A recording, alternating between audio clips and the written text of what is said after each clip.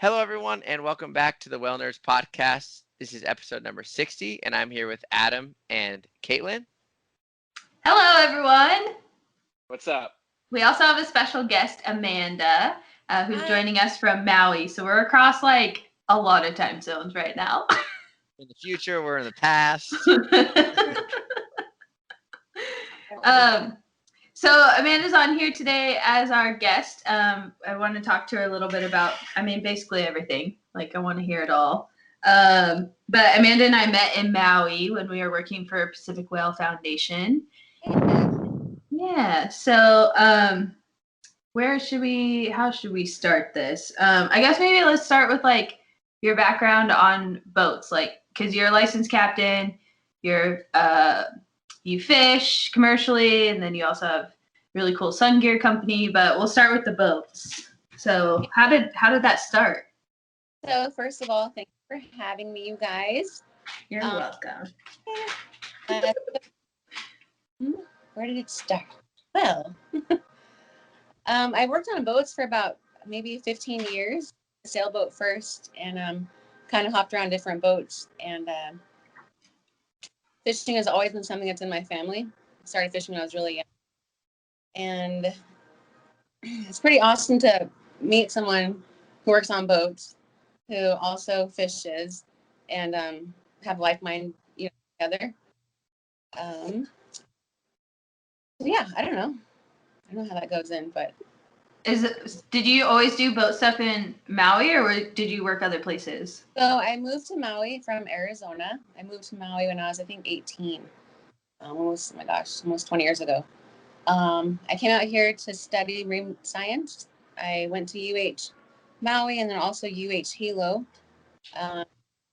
Did a lot of diving programs, scientific diving. For 8 years, I went into real estate. Made good money, but I was wanting to be outside. There's something about being outside that just makes you happy. Yeah. And, We all know that. You can have all the money in the world, but it's just, you have to realize what's important. Yeah.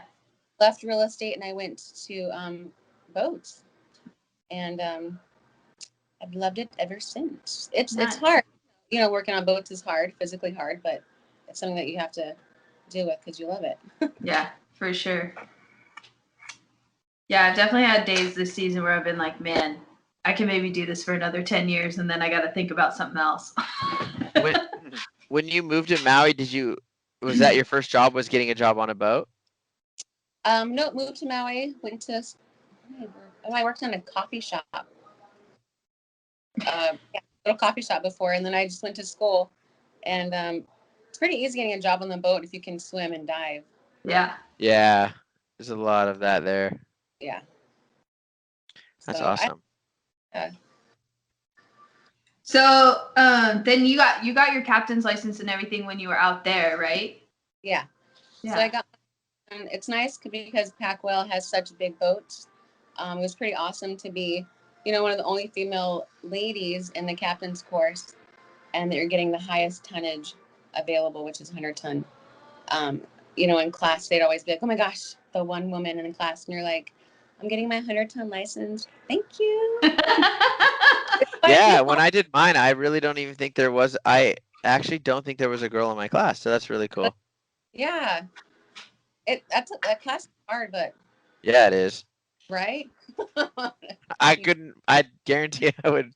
I'm not allowed to say that, but I might not remember a lot of the stuff. No, think about it. Think about the captains that have been doing it for 45 years. You think they remember the CFRs and all that, like to the T? No way. Well, and the CFRs have changed since they got their license. Exactly. And that's crazy because they don't make you. I'm probably gonna screw us and make us all retest, but they don't make you retest every 5 years. You do your drug test, you get your sea time in, and show them your CPR and first aid certifications, and that's really it to renew your license at 5 years. But we're both Part 107 drone pilots, and every 2 years they make us take an aeronautical knowledge test. Yeah. And it's like, I'm like, are you kidding me? I have to take this drone test. And it's actually pretty, there's a lot of like where we have the charting and stuff, the aeronautical charts are a lot more Really? extensive than the charts that we look at. Like, I mean, there's buildings, there's high mountains, there's, airspaces. There's like a lot to look at on the aeronautical chart versus the marine chart. So yeah, it's kind of crazy that we don't have to renew it with a test of some sorts. Like, we don't have to do the alphabet or You just did your 5 years? I haven't done that. I just did my 5-year for the first time. Yeah. Are you afraid? Like, gosh. I was, because I didn't know what I mean, like, I was like, what do I need? And it's coming up in a month. And like, you always do something at the last minute. But it was really not hard at all. You really just, you go get your drug paperwork. You go get, you make sure you have your CPR and first aid up to date, which you do anyways. Yeah. So then you put those in, and then you have a C-time letter that from wherever you work, or like another captain or owner of a company. And then you send that all in. It's fairly easy, actually. Nice. It's like, you can literally Google 100 gross ton renewal, and it's like a checklist on the website. So it's pretty good. I actually helped Doug a little bit with his. I think he was trying to upgrade it to 200 ton, like on his next renewal. So he was like asking me questions, and I was like, oh, well, I just helped a captain with this. So like, here's where I looked everything up. Nice. Yeah. Doug. Oh, Doug. I do kind of miss him. Yeah. He's funny. So fishing, for a long time it was just like a hobby thing, right? But now it's more like a kind of like a side business for you and your fiance? Yeah, so I have 2 businesses. So I have Kapa Sungear LLC, and then I have he won't name the boat. I don't know, it's so weird. It's just H8512. I'm like, you have to name her. Wait, you're fishing on a boat without a name? Well, I mean, she has a name, but he like scraped it off, so I feel like weird. You can't do that without like scratching the name into the hole. You gotta do all this stuff. Call it your last name or something, Amanda or Padilla. So she's just the business name is HA8512. So yeah, commercial fishing, you got to do reports all the time, every month. If you go fishing and you sell fish, you have to do reports. Well, Lee lost his license because he never did reports, and I got mine. And it's not hard. You go online, fill out the fish you caught, where you caught it, but it's just being diligent in that. A lot of commercial fishermen lose their license because they don't do their reports. Big fun. Yeah. So we sell to 3 different restaurants on the west side of Maui, and basically we'll go fishing. We'll call them and say, hey, we got uku, we have whatever kind of fish, and they'll say, perfect, bring it over. It's nice. It has shut down because of COVID, but it's just starting to pick back up again, so it's good. Is it rod and reel caught? Yep. Oh, that's so awesome. Yeah. I know a couple friends of mine that work with one of them is Bear Flag Fish Co. And they go out and basically catch yellowtail, tuna, whatever they can catch. But like when they catch it, that's who they sell to, is one of their people, right? And it's so cool that it's rod and reel caught. Like, yeah. Like, that means so much to me.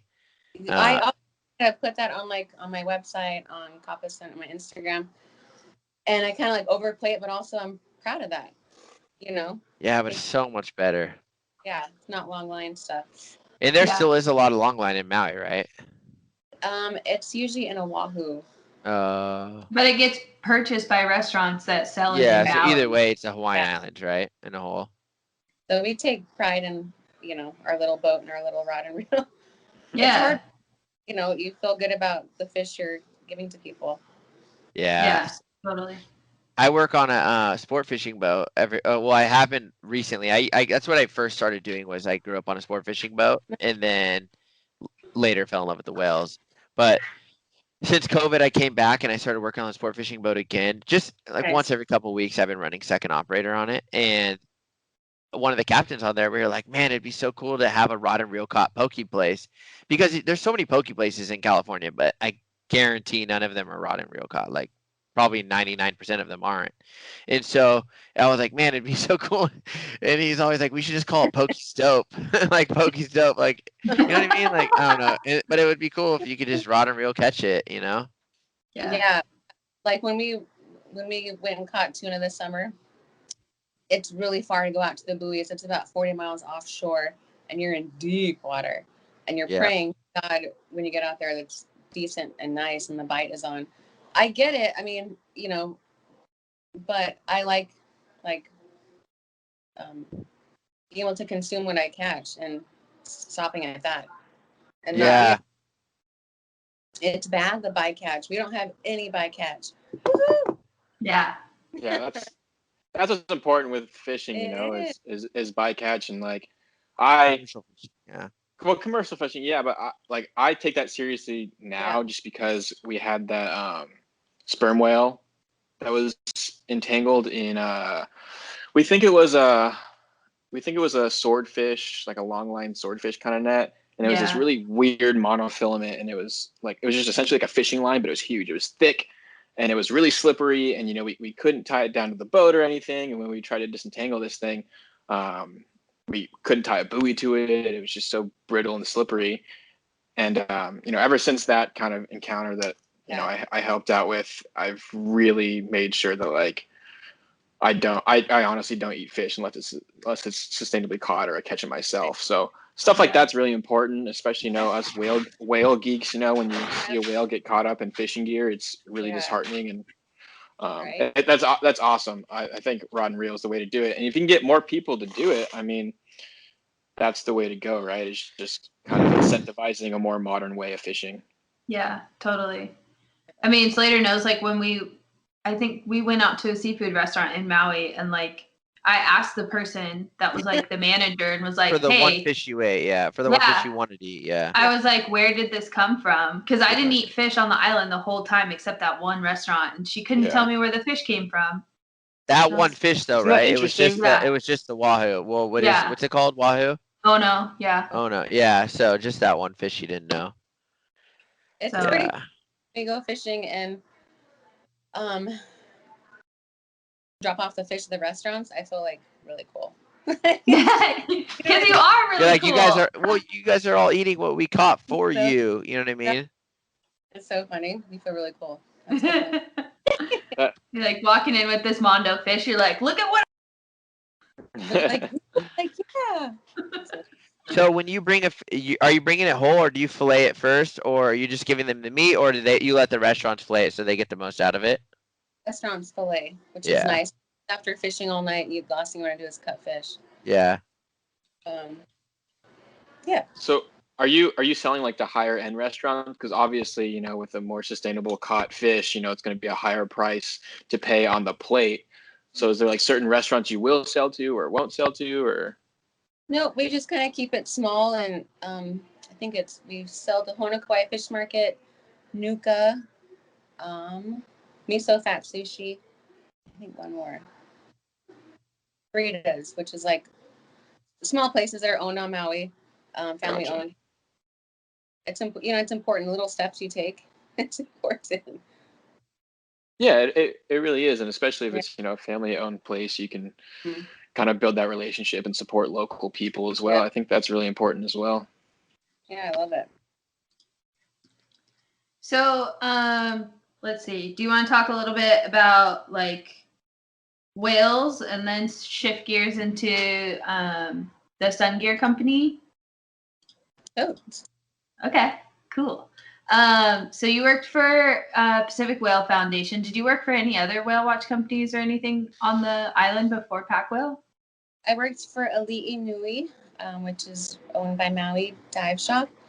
And then I also worked I still do kind of pick up shifts here and there when they need it, a crew on 2 fishing boats. I think it goes really well when there's a male captain on a fishing boat and a female crew, especially if there's like families or, you know, you don't want to go on a fishing boat and there's a couple dudes and they're like, what are you doing? Yeah. For like charter fishing. Yeah. Charter fishing.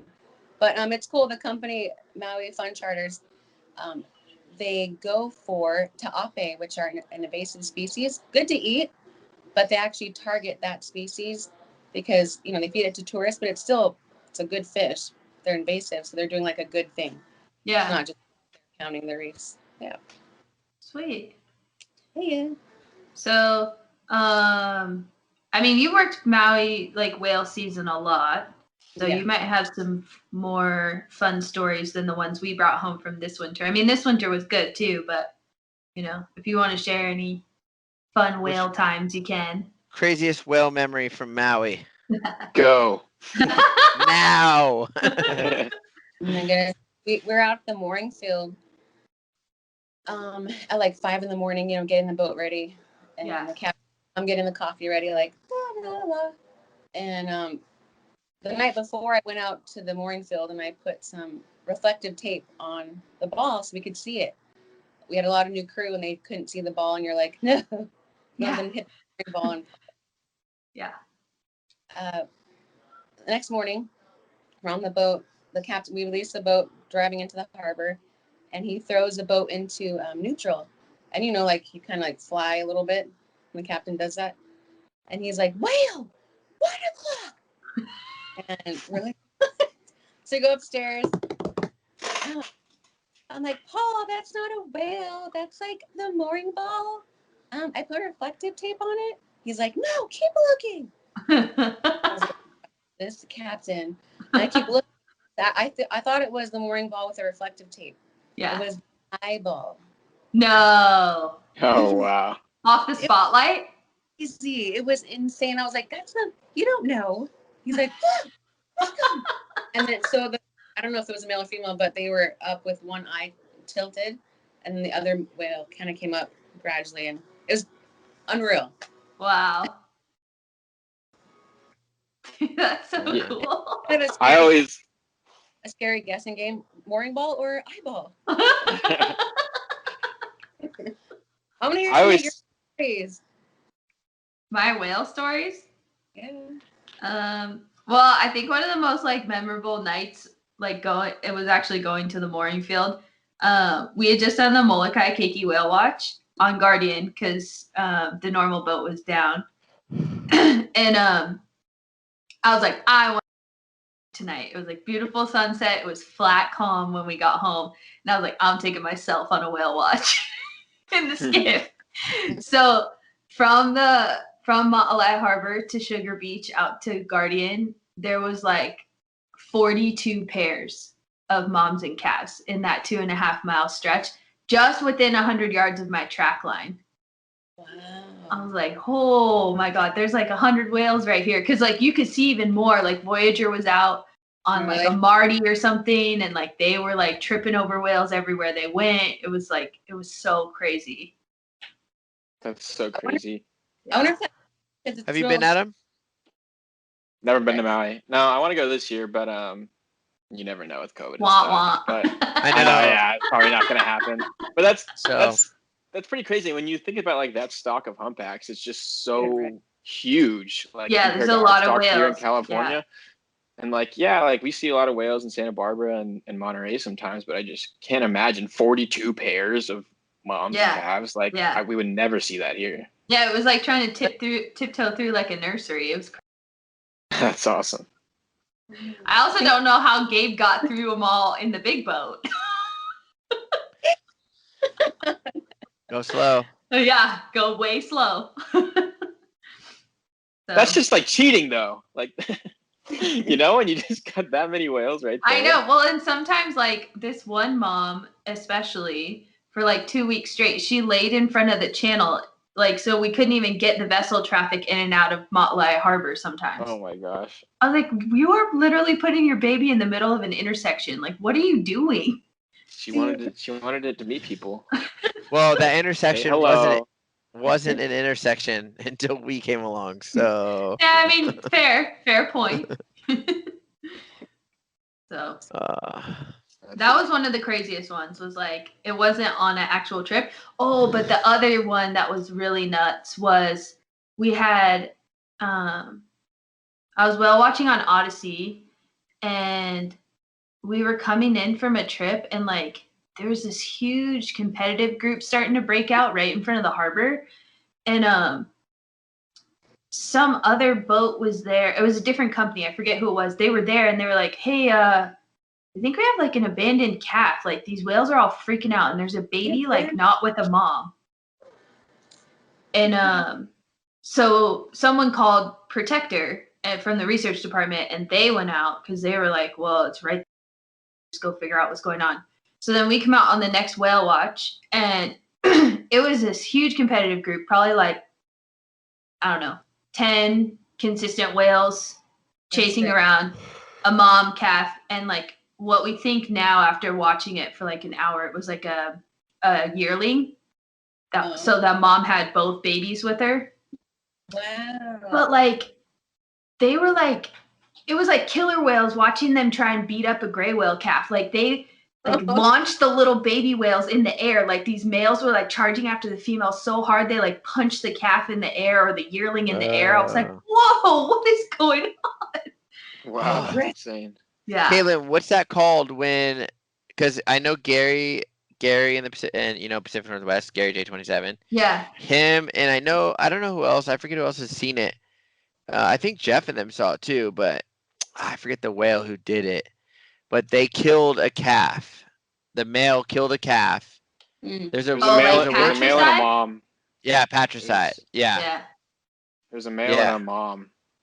Yeah, I mean, I had just never seen humpbacks like actually get another humpback whale airborne. You know what I'm saying? Like, yeah, that must take a lot of strength. Yeah, like, but I mean, also in competitive groups, like it's usually adults versus adults. So and they land on each other more than lifting each other up. Yeah, but like there was a couple times where like it was just like when you see killer whales like do 2 hits in a row and then like the gray whale calf goes airborne.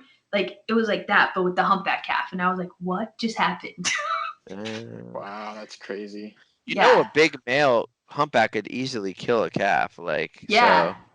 Well, think about like probably easier than killer whales could.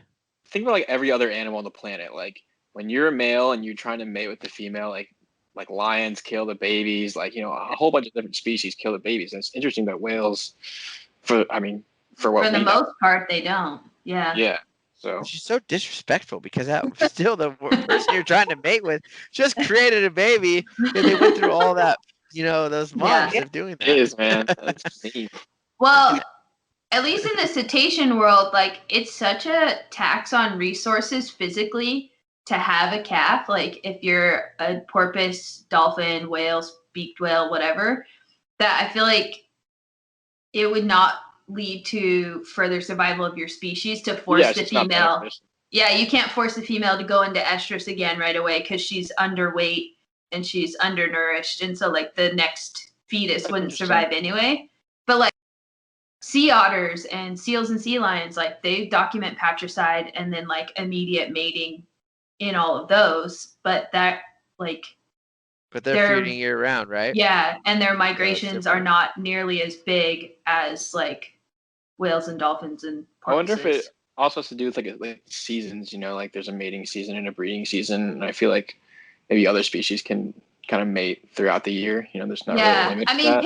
Pinnipeds have a season. Pinnipeds do have a season. Yeah, you're right. But otters, I mean, you see like peaks in certain times of year, but they have pups all year. So, I want to know why do mysticetes have like mating seasons and feeding seasons, but like odontocetes seem to not? Like we see common dolphin babies year round. Well, common dolphins just mate all the time. But or killer whales too. Like you can see killer whales being born like whenever, just like when. I don't know. It's kind of interesting. I never thought about that. Yeah. I mean, I have some theories, but like a lot of the species are not well enough studied to know. But I think like you see calves immediately after whatever gestation period at the peak of summer feeding or at the peak of the feeding season is my theory. So like, yeah, that makes sense. If a gestation for a dolphin is 9 months and like peak summer feeding for common dolphins is August and September, then you're going to see the most calves throughout the year 9 months after that. That's my theory. Too. I guess like with the southern residents, like they kind of have babies being born. Like they had 2 new calves within like a week or 2 of each other. So I guess maybe that's. So then also with like southern residents, they get in these big social, like when all 3 of the resident pods come together. I also suspect that's when peak mating is happening. So then that's how you end up with a whole bunch of females giving birth at the same time because they all got pregnant probably at the same social event. Yeah. Yeah, it's a normal occurrence. That's crazy because when you look at like the Southern residents, like typically everybody says like they always have like a super pod, like they see one, the first one, and like I think it's May or March, but since they don't see that as much anymore, I wonder if that has an effect on how many babies are produced. Oh, for sure. It's because they're focused on trying to find food more than they used to. I know. So I know, but they used to always have, multiple super pods a year. Yeah. But now they see, I think when I was there last in 2019, we didn't see one. Yeah. So, and I think this year they actually did have a good super pod, an actual super pod where all three pods were together. But yeah, that's so interesting to think about.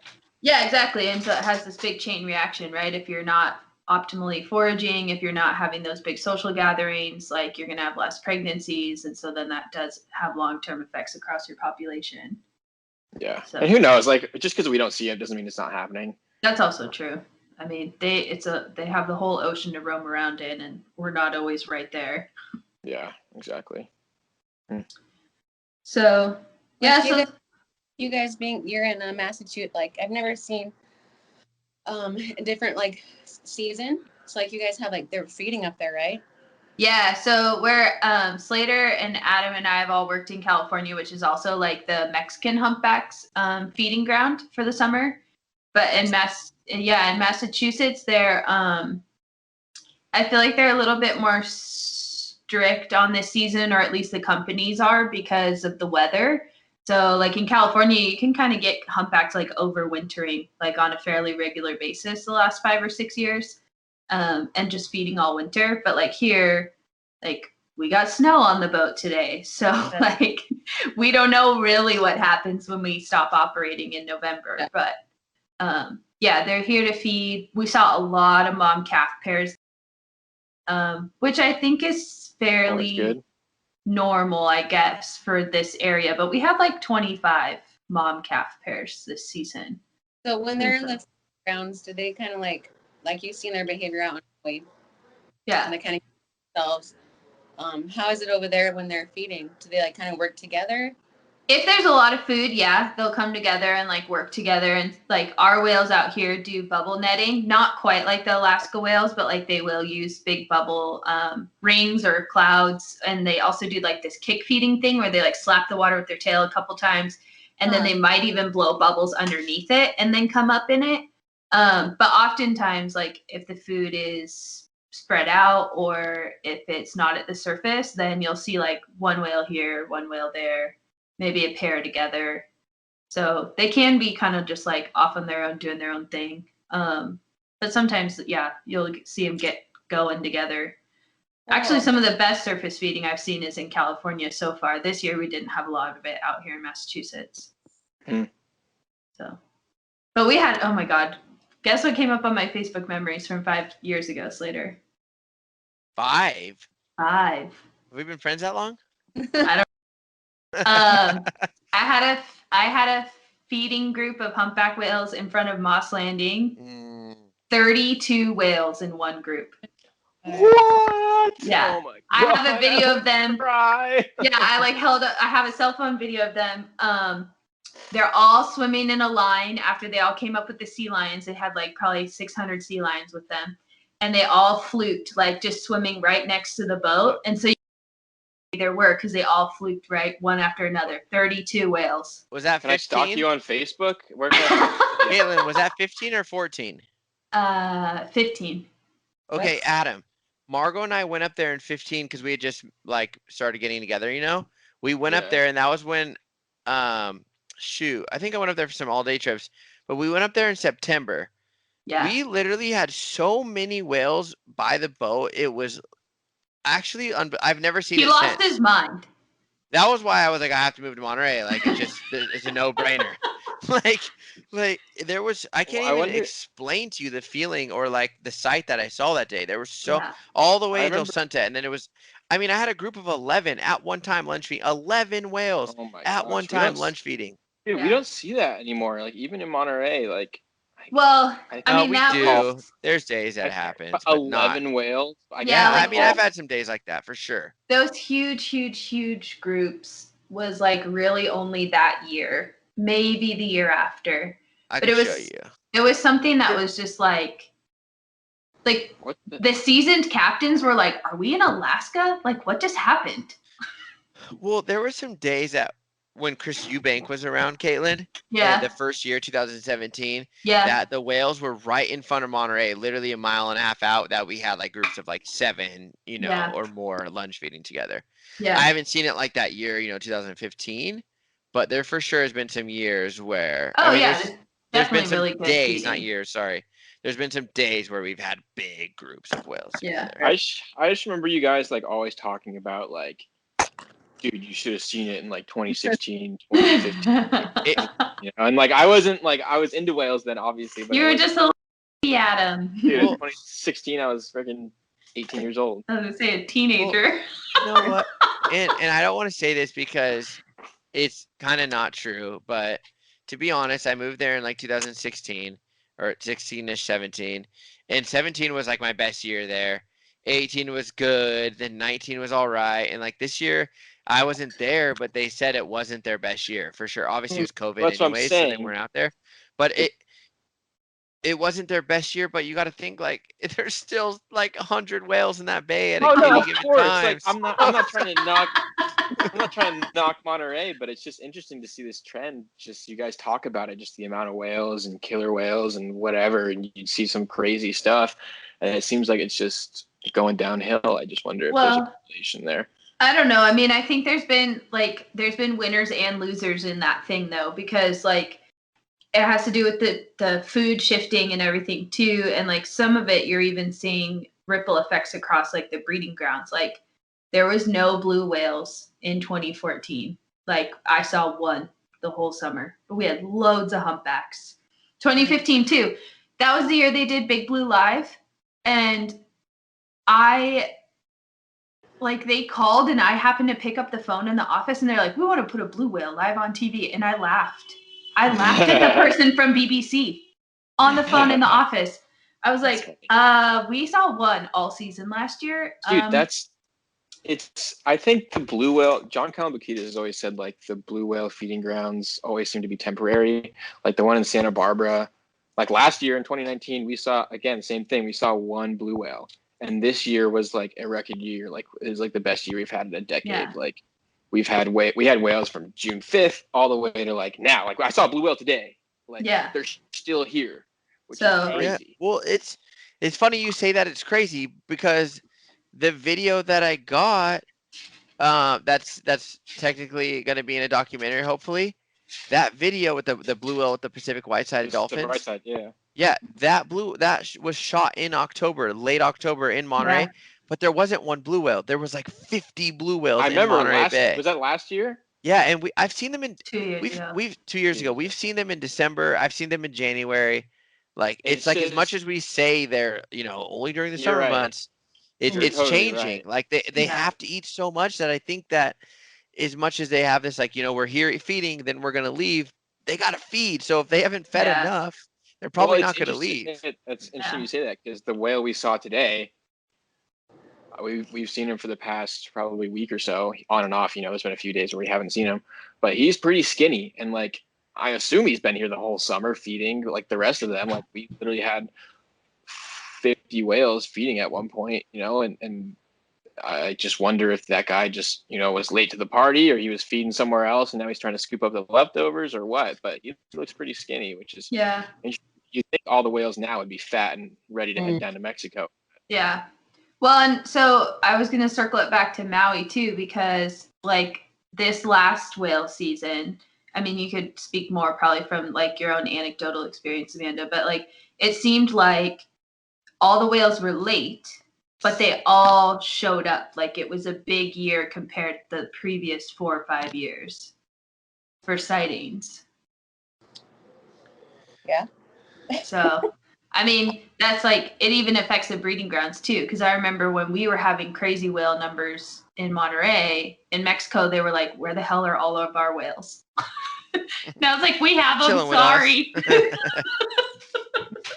It's just so interesting to see the changes from year to year. Like that's something that I've been trying to, because like we have logs in the boat that go back like 20 years. That's something I've been working on, just compiling all that data and analyzing it and comparing it from year to year. And it's just really interesting to see the changes of when whales show up, when they leave, how good the numbers are in certain years. And it's really cool to see the differences. And who knows what's causing those differences, but just looking at it, it's just really interesting.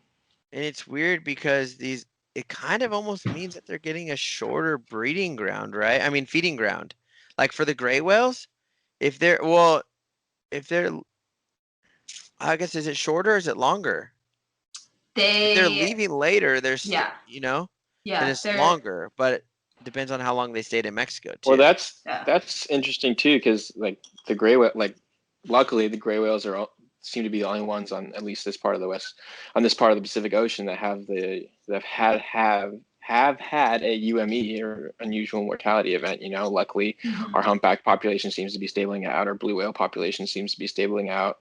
So, hopefully that doesn't change, But you could say the same thing with fish too. I mean, like look at the way the tuna's migrations have changed, timing wise, numbers wise, size wise. Yeah.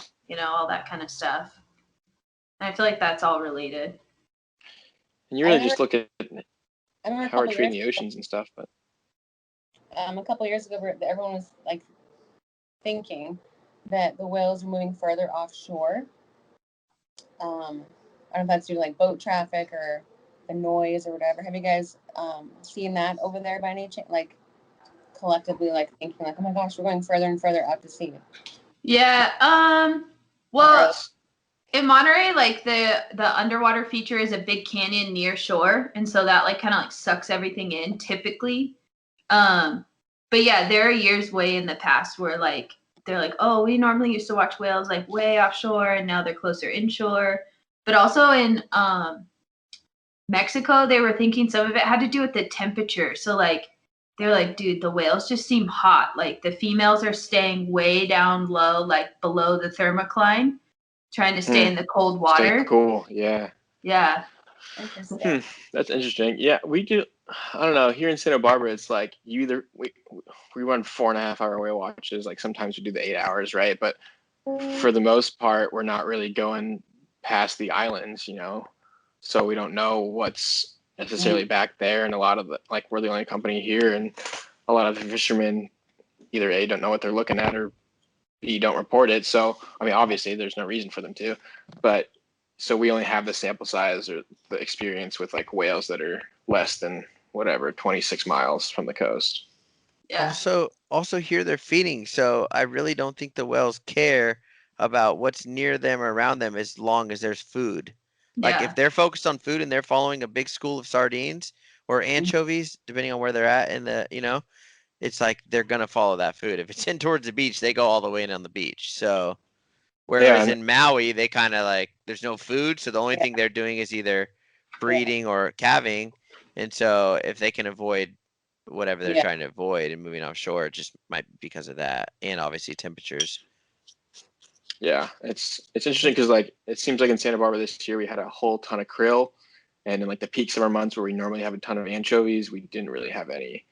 And who really knows where that was? It was probably up north. We just an hour north of us, Avila Beach had tons and tons of humpbacks the entire summer. So maybe the food source was just up there, and our normal humpbacks that we see here were just not here this summer. But luckily they're back. We had 7 of them today, so that was good to see.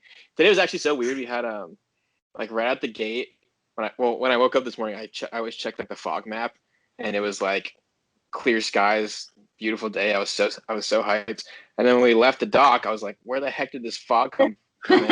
And when you look at like Noah's like fog chart map, it literally looked like a little mini hurricane. Like it was just like this huge fog map. And as we were going out there, it kept following us, and like we were literally stuck in fog the entire time until the islands. And then we finally got to the islands. We got like a little bit of a break. Then we found the blue whale. Then we got even more of a break, and we eventually found humpbacks. But just so frustrating. We were like, get out of this fog. It's chasing us. Was it calm though? It was calm probably, huh? Yeah. Yeah. was pretty calm. Yeah, when the fog's calm. there, it keeps the wind down, so it usually is pretty nice. Yeah. Until the end of it, when it starts clearing it, then it starts to get breezy. Does it ever get foggy in Maui? We were on the water, I think 2 days ago, and there was a big storm, and I was like, why are we going out? But it was, we caught at the right time, and it was fog everywhere except where we were. Oh, so really? It was beautiful being on the water, in the moonlight, and like there was a storm to the right of us, storm to the left of us, heavy clouds, and we're like right in the middle of it. It was just pretty special. So nice. I don't think I've seen fog up on the mountain, but I've never seen fog on the ocean there. Once, like, several times. That'd be crazy to have that all the time. Yeah, it is. We listen for whales when it's foggy. Yeah. Yeah. And then like if you're on a small boat, you have to like shush the passengers because you're like, no, I'm really trying to listen for the whale. It's funny. Fog is a pain in the butt sometimes, man. Yeah. So let's switch gears a little bit. I want to hear more about Kapa Sungear because that's your new baby, basically. And I love your stuff, as you know, because I ordered a lot of it. Thank you. Support. Yeah, so Kapa Sungear, we kind of, I think December of last year, I kind of started thinking about everything, and it's nice in my office. I have like a little time frame to kind of keep track of where you started, where you're going. The biggest thing was having a business plan and kind of knowing, setting that out from the get-go, knowing where you are and where you want to go. One of my friends here on Maui, she has a swimsuit company. I fish with her, and they make swimsuits out of recycled marine plastic. It's pretty awesome. This company in Italy goes and collects all this marine debris, fishing lines, discarded nets, you name it, and they wash it and blend it, create a fiber, and then weave it to create swimwear. So I think our product is about 82% recycled marine plastic, and the rest is spandex. So it has that stretch. It's pretty awesome. It's so we'd always go out in the water. Whenever you're fishing, we always cover up. Wear leggings, wear long sleeve hooded, have hats on. If you don't, you'll look like, Leatherman in 10 years. Lobster. Not me. People that have just started working on the boat and they're like, not wearing much, and you're like, it's not sustainable. You can't work on the water and not cover up.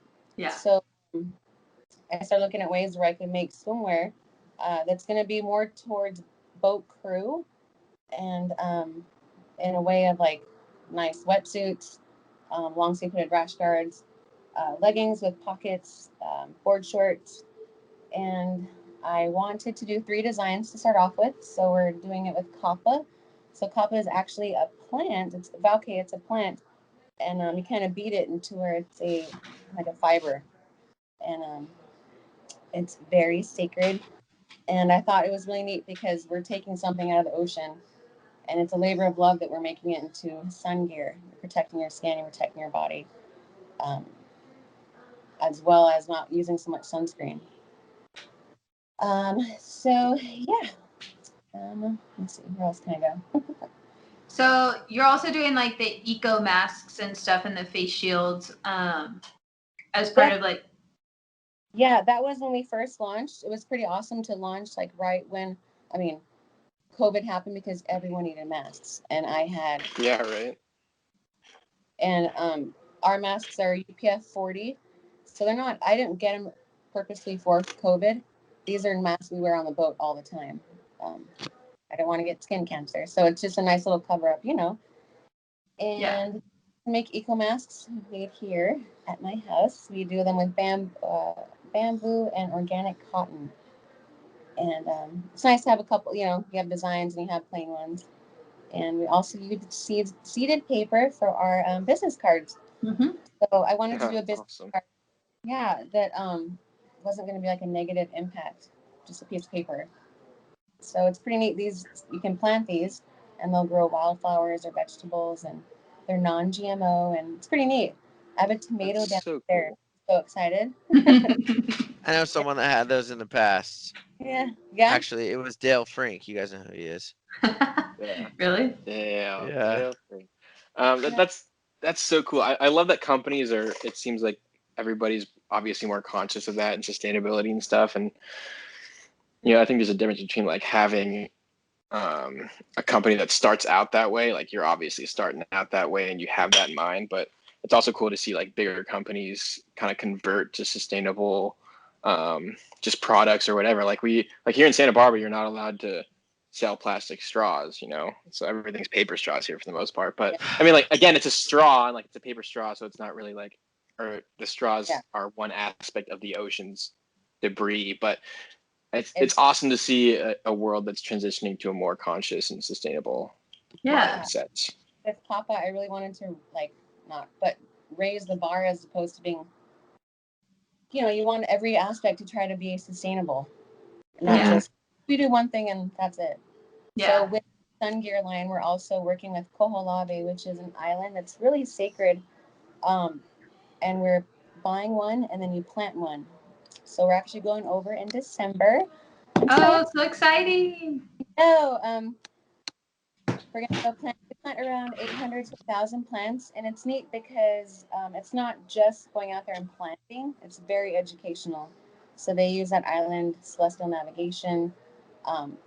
They named, I think, 400 different winds. It's a pretty magical place to go. So I'm so excited. So buy one, plant one, and that launched, I think, about 3 months ago. Right on. Yeah. That is awesome. I'm all for that. I know where my next paycheck is going. I'm gonna get some rash guards. So you have some cool like collabs going on right now too, right? Like you have a waterlust thing going on and a toadfish thing too, right? Everything. I mean, when I kind of think about stuff like Sungear, it's like stuff that I'll use on my boat that are awesome. Like Toadfish, they're an amazing company, but like those companies won't sell to other companies if they don't agree with their standards. Yeah. So it was, Waterlust was like, oh my gosh, yes, you can sell our stuff. Obviously, let's partner. Because they have beautiful stuff. They do. And 10% goes to research, and they make theirs out of recycled plastic water bottles. Ours is recycled marine plastic, same thing. And then with Toadfish, it's neat because every cup you buy, they plant oysters to clean the water. Just pretty neat. Oh, awesome. And then we also have sunscreen that we sell. So sunscreen is all reef safe and made locally, which is nice. Kind of putting everything together. Cool. You know what I mean? Yeah, and the sunscreen comes in like sustainable packaging too, right? It's not in. Yep. It's hard. Yeah, it's like wax lined cardboard instead of plastic. Yep. It's so nice. That's awesome. I love that that oyster idea to clean the water. I think bioremediation is something that a lot of people should really look into, and countries should look into, just using nature to kind of restore the land or just restore the air, whatever it may be. But that's really cool. Yeah, they're doing in Maui Harbor. They're doing the oyster project there. Yeah, dude, someone like stole those. No. Like, why would you go down there and go and eat those? Yeah, you can't eat those. Those are like probably really toxic. There's like Oh, that's bad. I don't know what happened. It wasn't me. Oh my god, that's nuts, dude. People are crazy. But I mean, also like maybe they were that desperate for something to eat. That's so sad. I know. Yeah, they like. I was excited to see how the harbor actually looked when you could see it, and it wasn't like muddy and gross all the time because the oysters were going to be cleaning it, and now the oysters are gone. Oh, what a bummer. It's pretty neat. So at the beginning of COVID, we donated masks to the DLNR. Yeah. They're doing a project in Molokini just to see different fish, what shows up, what doesn't show up. Without tourists. Yeah. And they're with tourists. And hopefully, I was really excited because hopefully that will help minimize so many people. You have to have limits on stuff. It's not okay when you just come and you're like, no. There has to be some baseline to where, so many boats are allowed and that's it. Yeah. Yeah, I agree. And the same thing with the project on Oahu, at Hanauma Bay. Mm-hmm. They're doing another project over there too, looking at how the reef's recovering now that there's no tourists coming from the beach. Yeah. It'll be interesting to see what they find, but I remember because I was there for the first month. Yeah. There was more and more aluas and knife jaws and chubs. There was a lot more big fish on the reef. As the weeks went by, when there was less and less people, even just on Turtletown on the South Shore. And lots of science turtles. is so cool. Science is so freaking rad. Science rules. Science rules. Cool, opportunity for them to look at all this when everything's shut down to Yeah. And you didn't have to put a bunch of people out of business because you wanted to do your study. You didn't have to it was just you seized an opportunity, right? A lot of people unfortunately are put out of business, but it's not for the sake of the science. It's something else happened, so they're taking advantage of the study period. So I think it's cool. Unfortunately, I think we're going to learn that we're having a big impact on the reefs, and people are not going to be happy about that because they want to go out and make their money. Yeah, I really hope when Maui resets that they can control tourism, because it's not fair, to our reefs, to our fishes, to our oceans out here. It's not like a vacation playground. It's actually people's homes. That's our refrigerators. Yeah. And that's what we take, Yeah, and it's just a further testament to the already long history of exploitation of the Hawaiian Islands, right? This is another moment of reckoning where we've already messed this up so much. Can we learn a few things and do better? And that's why I think rod and reel fish is so cool, because it makes it more of a delicacy. And that was the first, I forget what it was, but I forget where I learned or read about this stuff, but it's how sushi used to be a delicacy. Mm-hmm. But now you can literally, you don't know what you're getting, but you can get sushi at a liquor store. We were talking about that the other day, Slater. Yeah. Yeah, and it's just that's the kind of thing that sucks. And so and it sucks because you really want to share the ocean with people and teach them about it and take them on these tours and take them diving and whale watching and fishing. And then it's but at what extent, you know what I mean? So do you need to charge more just to make it more of a delicacy still? But you can't charge too much because then you can't have people be able to come. Yeah, because it's hard, yeah. Why do we love whales, Adam? But it's just it's that's a huge thing in the Pacific Northwest, right? Is everybody's and trying to take down the whale watch companies, but it's listen, we're the only ones keeping an eye on these whales on a daily basis. We're the ones, reporting their health. We're the ones that spend the most time with them and educating the public about them and taking people out to see them and putting some sort of maybe some monetary value on these whales. But it's just at the end of the day, we're still out there on these diesel boats, polluting their environment and making noise and It's where's I think there needs to be some sort of balance, but at the same time, it's just we love these animals and we want to do what's best for them. Well, and you have to. It's such a struggle. I think that polluting the ocean, as far as diesel boats and gas engines and all that stuff, that will change over time for sure. We're seeing it with cars now. It's for sure going to change over time. But can you imagine a tanker, freaking 300 million thousand billion ton tanker running off of an electric engine? Well, but could it also run off a more efficient engine that's not using basically crude oil and really old machinery and no exhaust rules? Throw a nuclear fission plant on it. Oh God!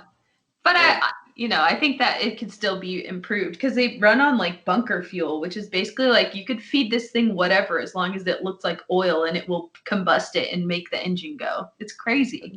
They'll figure it out, dude. There's so many smart people in this world. It's coming. It's just, do they want to do it now, or they're being lazy, or and whatnot? Yeah, I don't know. Electric boats sounds so cool, but how many years away is that? Yeah. Just for where it can be affordable and actually people can actually make that implement it. Yeah. It'd have to have like being electric. I don't know, solar or something like that. It'd have to.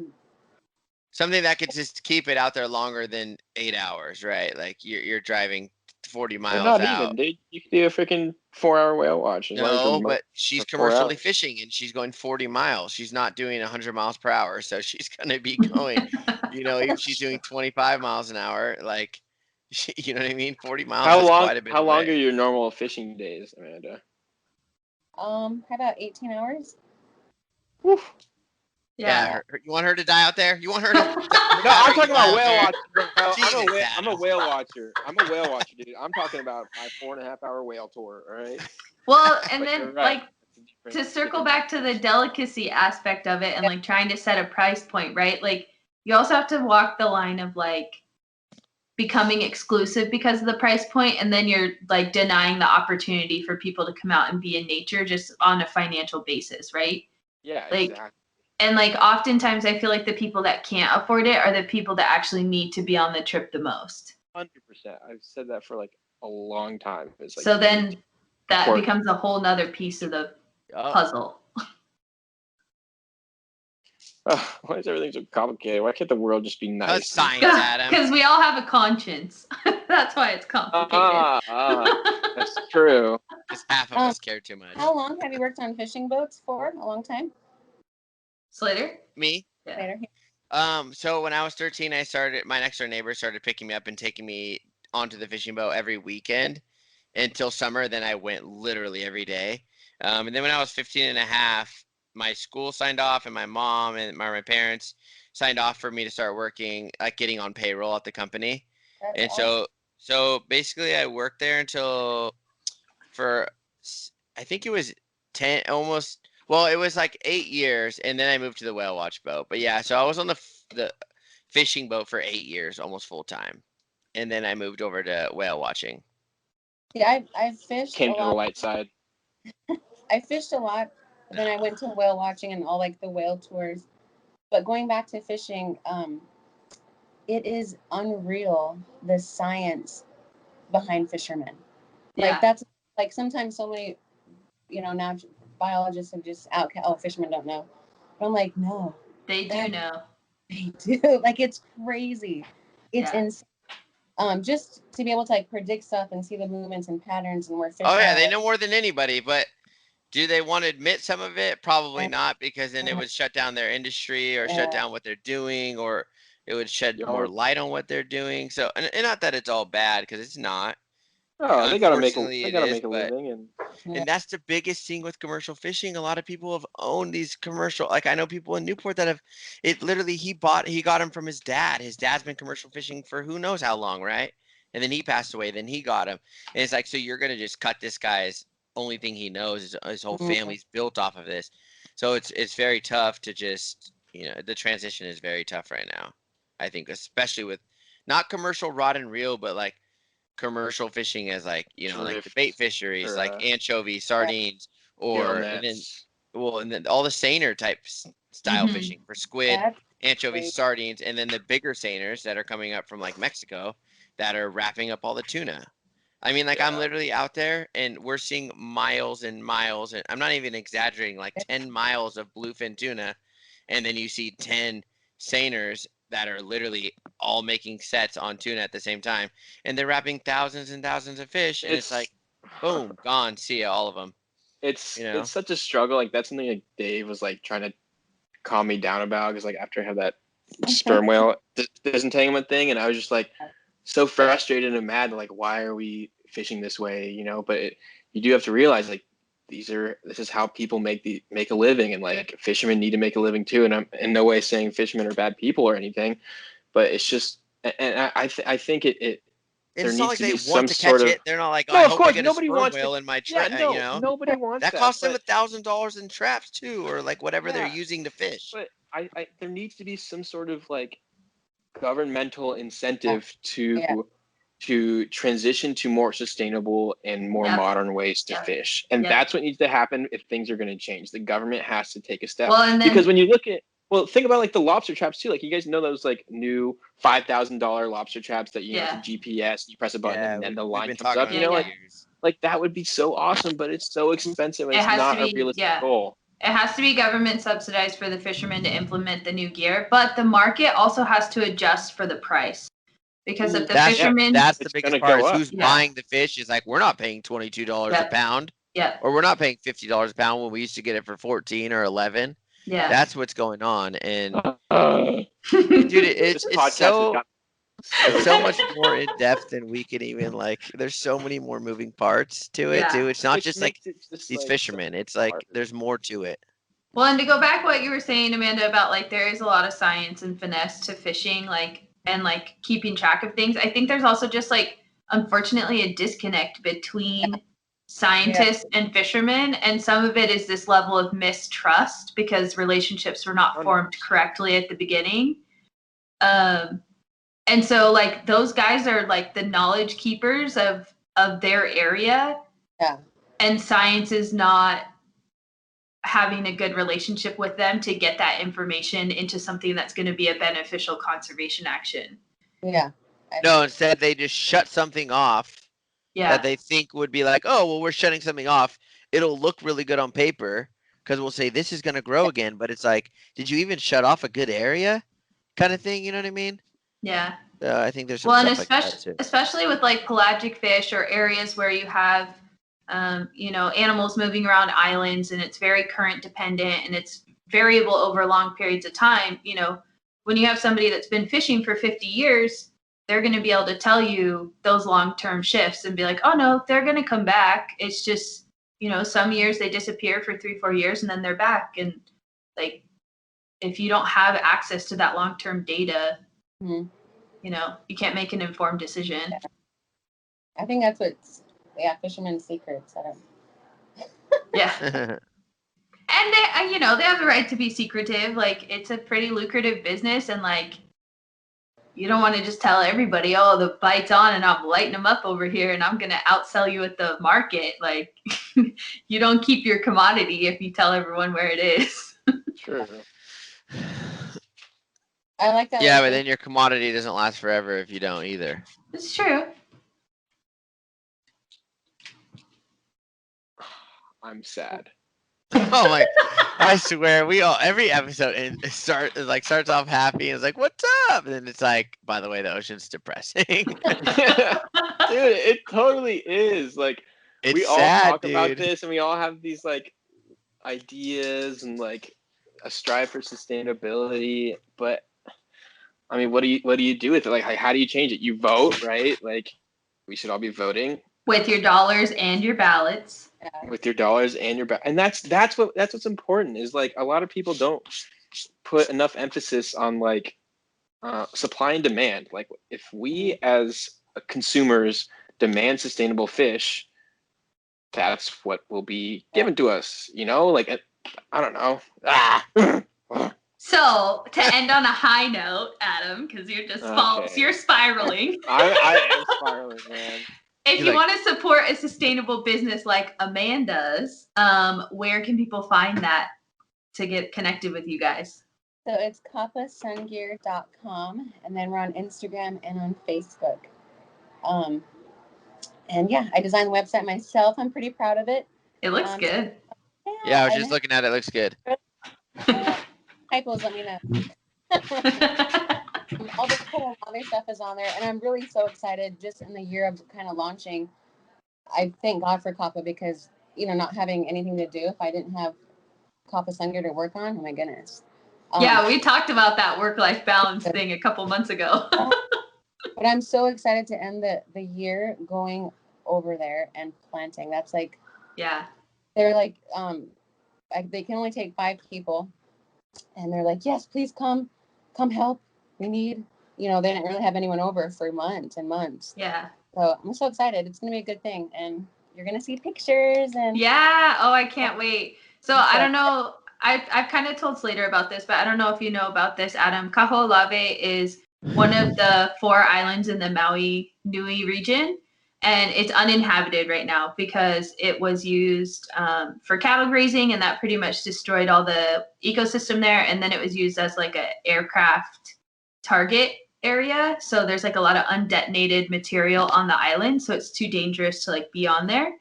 But like the vegetation and the plant life on the island is like destroyed. Like there's hardly any native plants there. So what's it called? Kaho'olawe Island Restoration Group or something? Reserve Commission. Reserve Commission. They run trips of volunteers out to the island to do plant restoration out there. And their long-term goal is to like make the island more back to what it used to be, and like the military still doing their part to clean it up too with all the undetonated material. So not very many people get to go out to the island every year to assist with the planting, but Amanda's gonna get to go. I'm so upset. I got to go a couple years ago, and stepping foot on that island, it touched me. I was like, oh my gosh. Yeah. This is true. And yeah, this is a great way to give back and not, Yeah.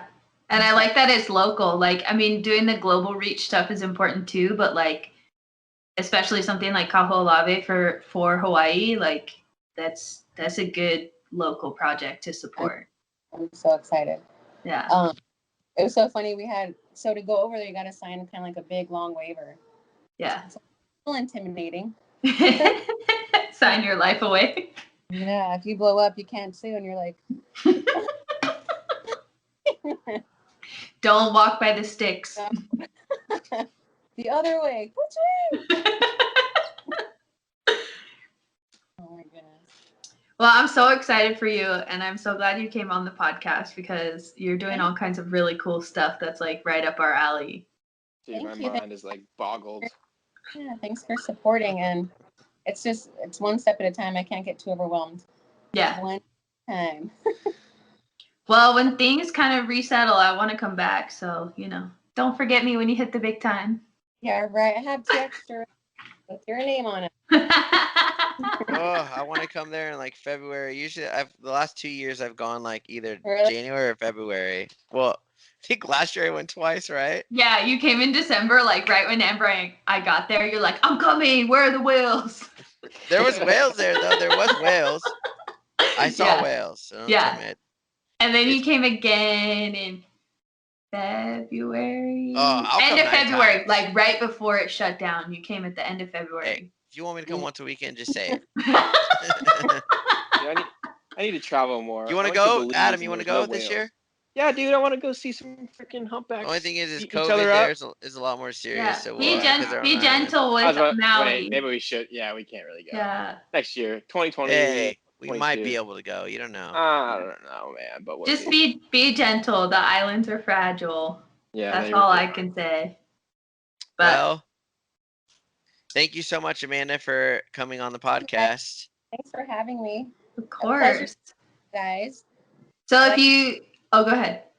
I like your whale mines. It's like so fun. So like, it's cool. Just a bunch of whale nerds. Hey, whale nerds are my kind of people. Okay. Hey, that's me.